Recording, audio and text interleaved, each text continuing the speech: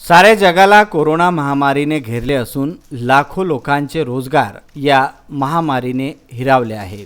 सामान्य जनता जीवन जगण्यासाठी धडपड करत आहे। सरकारने पेट्रोल डिझेलच्या किमतीमध्ये वाढ केल्याने सामान्य जनता हैराण झाली आहे। जीवन जगण्याची धडपड व दुसरीकडे पेट्रोल डिझेलचे गगनाला भिडलेले भाव हे पाहता बाप भीक मागू देईना आणि आई जेवू घालेना अशा दुहेरी संकटामुळे जनता त्रस्त झाली आहे। 7 जून पासून दररोज इंधनाचे दर वाढत असून शनिवारपर्यंत ही वाढ पेट्रोलमध्ये प्रति 9 रुपये 12 पैसे झाली आहे, तर डिझेलमध्ये 11 रुपये 1 पैसे इतकी झाली आहे। देशभरात पेट्रोलच्या किमती प्रति लिटर 87 रुपये 88 पैसेच्या पुढे गेल्या आहेत, तर दिल्लीमध्ये पेट्रोल डिझेल जास्त महाग आहे। आंतरराष्ट्रीय पातळीवर कच्च्या तेलाच्या किमतीमध्ये निच्चांक पातळीवर असताना त्याचा थेट फायदा सामान्य जनतेला दिला जात नाही। हा जनतेवर एक प्रकारचा अन्याय आहे। आंतरराष्ट्रीय बाजारातील कच्च्या तेलाच्या किमतीमध्ये पेट्रोल डिझेलचा लाभ सरळ जनतेला देणे शक्य आहे। जनता सध्या दुहेरी संकटात असल्याने जनतेला पेट्रोल डिझेलच्या किमती कमी करून दिलासा द्यावा अशी मागणी राष्ट्रपती यांना निवेदनाद्वारे करण्यात आली आहे।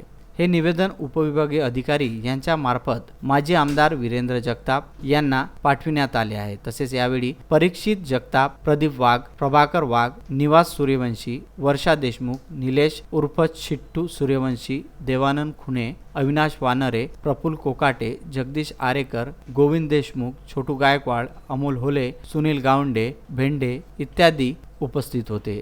चांदूर रेल्वे येथील काँग्रेस पक्षाचे सर्व कार्यकर्ते देखील उपस्थित होते। जेव्हा आंतरराष्ट्रीय बाजारपेठेमध्ये कच्च्या तेलाचे भाव $120 पर बॅरल झाले होते, तेव्हा मनमोहन सिंग साहेब पंतप्रधान होते आणि तेव्हा आत्ताचे पंतप्रधान नरेंद्र मोदीजी म्हणत होते की डिझेलचे भाव 25 रुपये लिटर आपण करू शकतो, पेट्रोलचे भाव 35 रुपये। ह्या स्मृती इराणी, ह्याच प्रकाश जावडेकर, हेच राजनाथ सिंग, हेच विजय गोयल यांच्या कॅसेट आमच्याजवळ आहे की 35 रुपये लिटर पेट्रोल आणि 25 रुपये लिटर डिझेल आपण देऊ शकतो।